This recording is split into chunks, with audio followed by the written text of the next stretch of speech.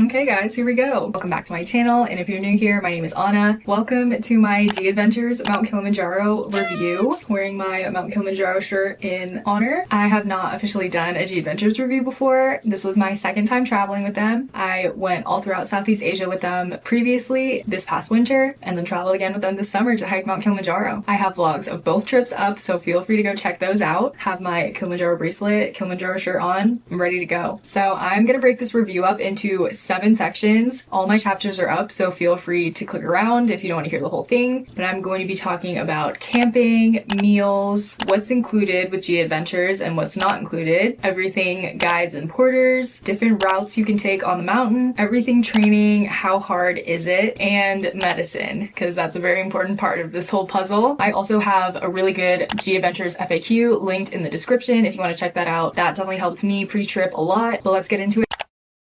Hey travel friends, just wanted to pop in really fast and remind you that I am a certified travel advisor with Fora. With being a travel advisor, all of my services are free to you. I can help you with all your travel needs, especially with booking Gadventures tours. Now that I have been to Mount Kilimanjaro and gone through the entire hike and the process and the packing, now I can safely say that I am an expert and can help you choose which route you want to do, choose the right company, whether it's Gadventures or a different company. This is a very difficult trip to prep for, so having someone to guide you will definitely come in handy. So if you're planning on taking the next step in making this adventure become a reality, you can reach out to me at my email, AnnaRichter@ForaTravel. It's also in the description, and I'd love to help you turn one of your bucket list items into reality. But that's all for me now. Back to the video. Let's get into it and start with camping. In this section, I'm going to be talking about all things camping and give a daily breakdown, kind of what we did. With Gadventures, you do have a little shoe section to leave your hiking boots, but there isn't a floor in that section, so it is just on the dirt. There is a tent liner, so it separates the inside of the tent from the outside to help with waterproofing. You also have a pretty thick sleeping pad provided, so by no means do you need to bring one. I am a pretty bony person, and usually it hurts sleeping on hard surfaces, but this was actually really, really comfortable. I was shocked that I got as good sleep as I did on the sleeping pad. It was probably about 2 inches thick. Sleeping bags are not technically included in your cost. You do have to rent one if you don't bring your own. I used one of the rental sleeping bags and I thought it was perfect. It was a good size. It honestly kept me a lot warmer than it looked, because when it was in the little bag, it was like this big. It was pretty small, but it was thicker and warmer than you would think, which was great because I get cold very easily. The tents were set up for us and broken down for us every single day. We did not have to do any aspect of camping besides sleeping in a tent, so that was really wonderful. The porters were amazing. They would have our tent set up for us before we got to camp, and they'd break it down after we left. They would put our bags in our tents. The only day they had to figure out whose bag was whose was the first day, and then after that our bags were already ready to go in our tent when we got there. I will say, if you are tall, I am 5'8", and with the bags at the foot of our sleeping bag, it was a little tight and I couldn't fully extend without putting my feet on top of my sleeping bag. So if you are on the taller side, that could be an issue for you, especially if you're taller than me. If you aren't sharing a tent, this won't be as big of an issue because you will be able to put your bag next to you versus at the foot of your sleeping bag. Solo tent upgrades are available through Gadventures. It does come at a pretty steep cost. I'm pretty sure for the people that paid for it for our trip, it was over $400. It's definitely an additional cost, but if it's really important to you, go for it. If you book and you don't choose to get your own tent, you're just sleeping beside someone of the same gender. So I shared with a girl, my brother shared with a guy. Honestly, it was a good sized tent. The tent fit both of us comfortably as well as our stuff. I was cozy, so I didn't have any issue with the tent. It is a lot of zippering, a lot of zippering. Any tent would be. I was glad to have the double zipper because it helped keep it a little bit warmer inside. And if you are someone who gets really cold, sharing with somebody definitely helps because at least it's 2 people's body heat inside the tent versus just yours. I think having a tent mate really helped with the warmth of the tent in general. And in the morning, Gadventures provides hot water, hot coffee, hot tea. As soon as you wake up, the porters will come and knock and ask what you want, and they'll provide that to you, so you get a few minutes just to wake up in your tent before you have to get up and go to breakfast. They also provide a bowl of hot water every single night and every single morning besides base camp, because there's no water source close to that camp. But every other day you're gonna get a bowl of hot water once you get to camp and right before you leave, so you can wash your face with that. They call it washi washi. Once you get into camp, you can also get the dirt off your hands with that water, so you can use it however you like. Obviously you can wash your feet as well. That's what I did multiple times. Your feet are gonna be gross once you get to camp after hiking, but that is pretty much the breakdown on camping. There is a mess tent that you go to have meals in, so we have full table, chairs, sit down meal, so you're really only in your tent to sleep. But I thought everything camping was great. I'll talk about the toilet situation later. So talking about the mess tent, now we're moving on to the meals section.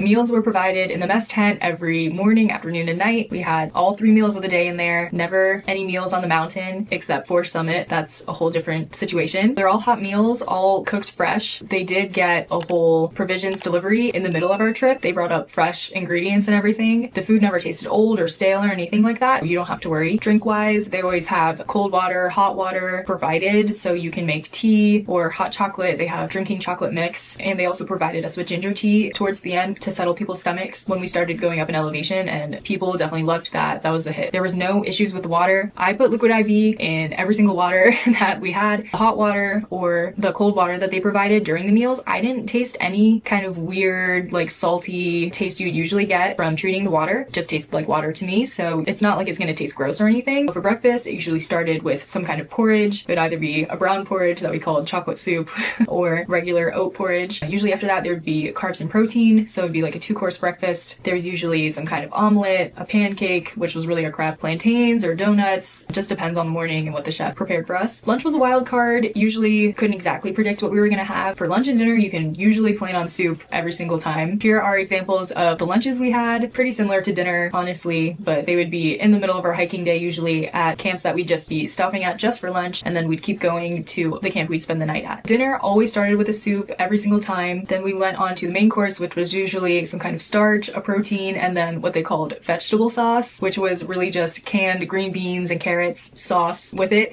The vegetable sauce was definitely famous and pretty much showed up at every single dinner. You could count on vegetable sauce being served, so lots of people were sick of the vegetable sauce by the end of the trip. Toward the end, they would bring out salads that people could serve themselves, and they also provided fruit for dessert usually. And one night we had a girl with a birthday, so they made us cake, like an actual cake at 4,600 meters, base camp of the summit. They made us a cake, and the chef killed that. It was so nice of him, and the cake was actually really good. If you have a birthday, you might get cake. By no means do you have to be scared of the food. Obviously, mountain food is not going to be as good as a restaurant is going to serve, because think about all the restraints that the chef has cooking on a mountain. It's pretty incredible that they can make us hot food at all. Some meals I am a pickier eater. I was not as big of a fan of, but they were more than happy to accommodate it and make me something else. Your CEOs want nothing more than for you to eat and be fueled for the hike. If you have a dietary restriction, let them know. They were happy to accommodate vegetarians on my trip, and they actually ended up getting more food than the rest of us. They got massive plates when they had meals that were different from ours. So don't be shy. They will definitely accommodate you if you have any restrictions, but if you're a picky eater like me, also just let them know, ask if you can have something else. They will absolutely make it for you.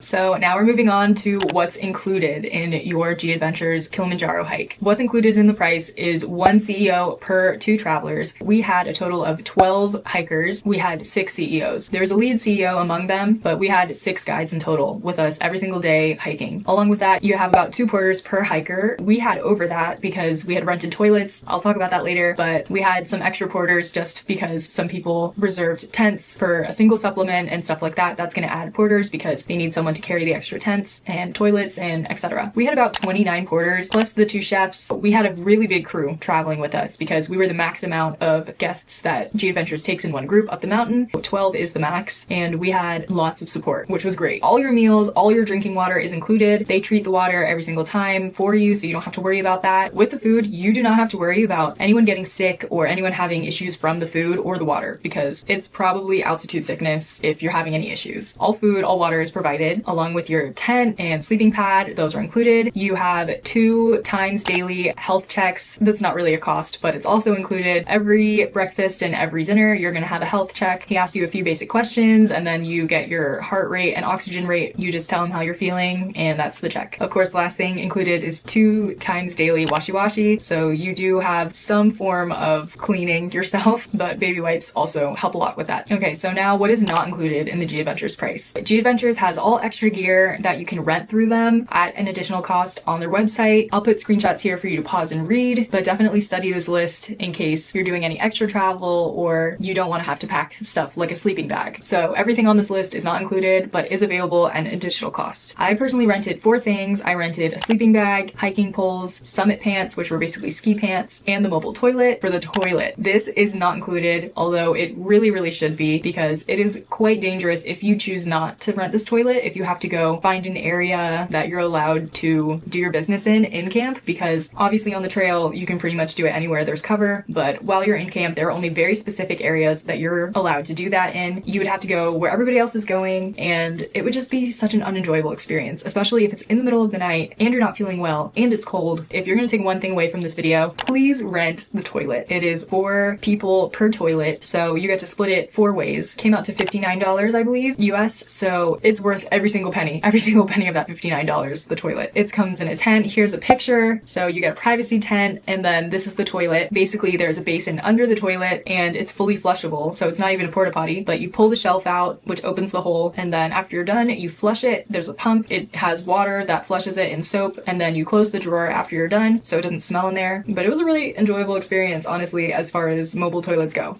Better than any porta potty I've ever used, and yeah, I think the most convenient option you can have on a mountain. But unfortunately the toilet is still not included in this price, although it should be, because I can't imagine doing this without the toilet. We did put in our feedback that the toilet should be included, so hopefully in the future they listen to that, but for now, rent the toilet. If you're planning on renting anything, just make sure you bring USD in cash and make sure there are no rips. They were turning our bills away because they don't take any bills with any slight tear, so make sure they're pristine, perfect bills and that you have enough. Okay, now we're moving on to guides and porters. They are the backbone of this experience, and if not for them, I don't think anyone would climb Mount Kilimanjaro. Definitely not the amount of people that climb it now, because I mean, it was already hard enough. Without them, it would be impossible. Guides and porters play such an important part into everybody's Mount Kilimanjaro experience, any mountaineering experience, honestly. This was my first big mountain climb, multiple day hike, first of pretty much everything. So I had no idea what porters did or the extent of what they do. So if you don't already know, they do everything for you, basically. Practically everything except for walk you up the mountain, even though they do that at the summit. They do everything else. But everyone who has successfully reached that summit, it's because the porters do what they do. Like, I think that should just be highlighted right off the bat. They are the most important part in this experience, because they aren't just doing their jobs. They go above and beyond what they're paid to do and really just care about all of us and want to make our experience the best it can possibly be and make it the easiest for us it can be. No one asked you to like brush the dirt off my backpack, you know what I mean? But they do nice things like that anyway, and that's because they care about their jobs so much and they genuinely care about us, which is crazy because they're doing one of the hardest jobs in the world, like truly. I just wanted to highlight how incredible porters are in everything they do. They're carrying just so much stuff up a mountain. We're barely able to carry ourselves up this mountain, and they do it time after time. It's really amazing what they do. Going up the mountain, they literally sang us up the summit. We needed a morale boost. We were fading at like 2 a.m. and they started singing at elevation. They sang for like 30 minutes. It wasn't even a quick 2-minute song. He kept singing for 30 minutes because he knew we needed it. They're just amazing people, and I want everyone to know they just make everything as easy and as comfortable for us as possible. They give us hot water before we have to get out of our tents when they start their day an hour before we do. And they made one of our friends a birthday cake because she was really sad it was her birthday and she couldn't talk to her family. Like, such nice things that they don't have to do, and they go the extra mile to do so. Going off of that, what I'm trying to get at is really plan to tip them. I'm sure your experience is going to be as amazing as ours was as porters go. Like, these guys are just gold-hearted in and out, so really plan on having enough to tip. Having USD before you leave is the easiest way to tip them, because getting Tanzanian shillings out of the ATM before you go, it's going to be a lot because you need to get multiple times the max amount, which can rack up your ATM fees, and it's a lot of bills because for some reason their largest bill is like 10,000, which equates to almost nothing USD. It's just easier if you bring USD beforehand. This is Gadventures' guide to tipping. This is what they recommend, and I think they deserve every single penny of it. So currently Gadventures is suggesting 10% of what you paid for your entire hike is a good tip for CEO and porters. I think that is definitely a good amount to start with, because once you see all the stuff that these guys do, you're gonna want to give them everything you can. It's definitely a hefty amount for what you're already paying for this trip just for 6 days or however many days you're on the mountain. They deserve it. It's simple. They like really do deserve it. When I saw the tipping amount beforehand, I was like, wow, like that's a lot of money. But after experiencing it, I was like, it makes sense. It truly does make sense. So the tipping amount is going to be split into 2. Your CEO will provide you with 2 envelopes. So one goes just to CEOs and the other goes to all the porters, and you're told to make it an even amount. So however much everybody's tipping, split it into 2. Just make sure you have enough because these guys deserve it. So now we're moving on to routes, different routes you can take up the mountain. I personally took the 6-day machame route. This is known as the hardest beginner route to go up the mountain. I did not know that beforehand. I just knew that it was one of the cheaper ones on Gadventures. I wish they had made that very clear in the description because little did I know we were getting 4 hours of sleep before trying to summit, which was really, really brutal. Luckily we all made it, but if I had known this, I would have chosen the 7-day machame route to be able to get enough sleep before summit night to make sure we had the energy. So that is another option you can do. Machame and Lemosho are known as the most scenic, but Lemosho definitely has a lot more days on the mountain, a lot more time to sleep. If you want to go as fast as possible, that's doable and that you can still summit, I would say Machame 7-day is a great route to do. If you want to spend the least amount of money and you're confident you could do it, I would say Machame 6-day you can try, but it was hard, guys. It was hard. And if you want the maximum amount of acclimatization time, if you want the maximum amount of sleep, then Lemosho is a great route to do. It is a little more pricey than Machame, but you are paying for those extra days on mountain, all that extra sleep, all that extra acclimatization. It is known as probably the most scenic route on the mountain. Another route you can take is the Coca-Cola route, otherwise known as the Morongo route. This route has huts, so you won't be sleeping in tents, but it is also one of the most popular routes. So you are gonna have a lot of foot traffic, a lot of other people if you're going in high season. We also went in high season in August for the Machame route, and there were definitely a lot of people, lots of porters we had to stop for to let them go. I wouldn't say it got to the point where it was annoying. Like, I was happy to take those breaks and stop for the porters personally, but if you don't want to run into more people, I would say don't do the Morongo route because most people do that route because of the huts. Depends on what you're looking for. If you want less people, I would say go to Lemosho. We saw groups just walking completely by themselves doing the Lemosho route because Machame and Lemosho are very close to each other and end up joining at one point. But since Lemosho is a little more pricey, less people go for that route. But my CEO also called it lazy Lemosho. So if that's you, go for it. But for acclimatization, you should definitely do a 6-day minimum route. So that's all for routes. And now we're going to move on to training. How hard really is hiking Mount Kilimanjaro? A typical day breakdown, you wake up at 6:30 and you're leaving camp at 8. We woke up at 6:30, packed up, ready to go, have our day packs ready, tried to be out of our tent around 7 for breakfast. You have breakfast for an hour, do your checky, so you're doing your health check, and then everybody rolls out of camp at 8. All the porters are packing your tents, packing everything up, and you guys leave at 8 and they're gonna catch up and surpass you. Usually in the middle of your hike day, you have lunch, usually around noon sometime, maybe longer depending on the day. Full mess tent, sit down, relax, meal. After that, you finish your route, get to camp, your tent's already set up for you. You can immediately sit down, you get your washi, and then dinner was usually at like 6:30. So we would go have dinner and then go straight to bed. First day was a lot longer because we had a big briefing, so we didn't get to bed around 9. But now that I'm thinking about it, we got a pretty good amount of sleep every single night except for summit night, and I was still exhausted.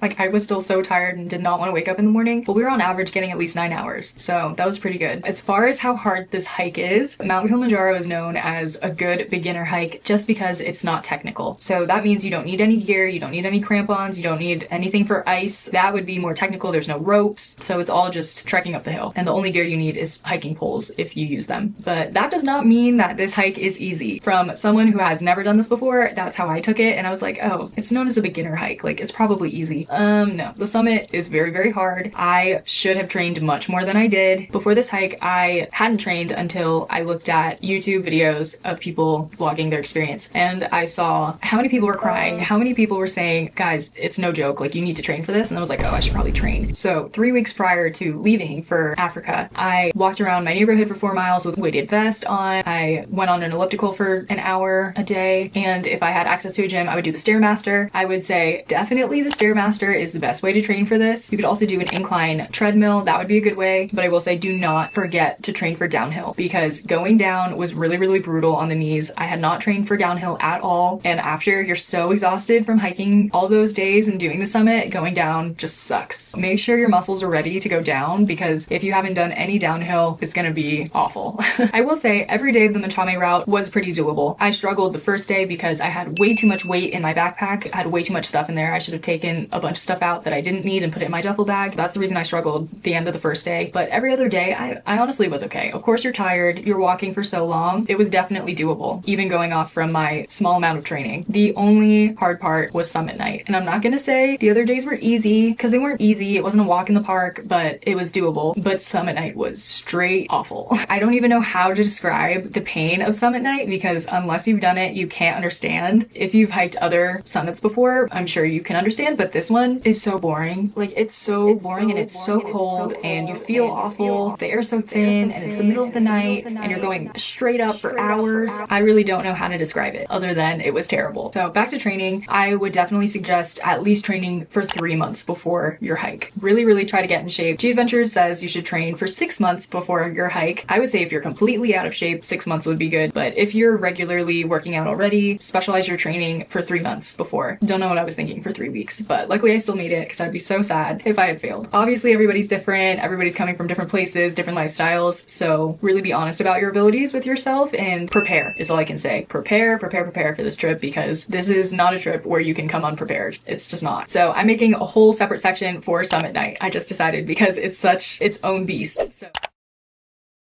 But to kind of describe what summit night is like, we woke up at 11 p.m. for summit night starting at 12 a.m. We had some snacks like popcorn provided to us. We had dinner at 7:30 a few hours before, so we weren't hungry because it was the middle of the night. But you basically get your gear ready to go. You drink some water, you have some popcorn maybe, and then you start. Everybody in our camp was starting. It took a while just to get out of camp, Barafu. I had my playlist going. I felt great for the first 2 hours, and then my bag started feeling really heavy with all the water. For summit night, you can only stop every single hour. You don't get breaks every 30 minutes like usual. It's just once an hour and no more than 10 minutes because of the altitude and because you're so exhausted that if you get more than that, you're just not going to want to get up. And people were falling asleep. That would be really bad. And it's so cold, so you can't fall asleep or your heart rate's going to get too low. So we got breaks once an hour. I ended up giving my bag up at like 2 a.m. So only 2 hours in. It was too heavy. I couldn't do it. Just lugging myself up that mountain was a battle in itself. So I can't imagine all the people who kept their bags. Like, truly superstars. I don't know how you did it. We had one porter / guide per person, so everybody could pass their bags off if they needed to, but you do start with your bag. I didn't know that going into it. I thought we were just gonna have someone carrying our bag the whole time. You just pass it off when you need to. Every break, they're gonna tell you to drink water, tell you to eat something if you can. I ate something the first break and didn't eat until we got back down and had lunch. So I did not eat for over 12 hours. For your water, you're supposed to bring a regular water bottle like a Nalgene and your Camelback. The Camelback will freeze probably 3 hours in, and they tell you to push the water back into the bag so it doesn't get frozen in the tube. Even doing that, it still froze for me at like 3 a.m. You have your water bottle for a backup, but carrying all that water definitely makes an impact. I would say maybe carry 1 liter. Don't have them fill it up the whole way. The water's so heavy. You really don't understand how heavy the water can be when you're carrying it up this mountain. The trail for summit night from Barafu up to Stella Point is just like this, switchback after switchback, all on scree, which is just broken up gravel and dirt. It's almost like sand, and you're just walking up for hours on end. It's really cold once you get high up. For me, my nose was running the entire time, and my nose got so raw from like wiping it constantly. That was a really bad problem for me because I just had a super raw nose and it hurt so much. But you're just going up an endless mountain, essentially. It feels endless. Eventually, the sun rose at about 6 a.m. for us. That was like our shining hope, because from 3 a.m. to 5 a.m., I seriously was like, wow, I don't know if I can do this. I never thought about turning back, but it was the hardest thing that I've ever done in my life. I definitely said that in my vlogs. You can go watch it. I didn't record anything from summit night because I just couldn't bring myself to even pull my phone out of my pocket. That's how bad it was. Even when there was a gorgeous sunrise right in front of me, I was sitting down, I couldn't pull my phone out. And knowing me, that's like so bad. It was just brutal, the whole thing. Even after the sun rose, it was still really hard, but at least it was getting warmer a little bit. But of course, you're still climbing up in elevation, so it's still getting colder. My toes were freezing, but once the sun came up, I could start to feel them again. It got really bad at one point and I couldn't feel them. They had stopped hurting, and that's when you know, oh no, it's bad. So I'll go into like packing and everything in a separate video. I put on my toe warmers upside down so they weren't working, and that was a big mistake. But I was so delirious at 11 p.m. that it didn't work out. But we finally got up to Stella Point. Once you get up there, you don't get to take a break. Like, I think 2 people took a picture with the sign, and then we had to keep going to the summit. Like, you have to keep pushing. Stella Point isn't even an accomplishment, which really hurt. So it was about 45 minutes to the actual summit from Stella Point, and it wasn't as hard terrain-wise, but you were exhausted. Once you get to the summit, I wasn't even feeling anything anymore. I don't even know if I was happy. Like, my brain wasn't functioning. I was just happy I could sit down.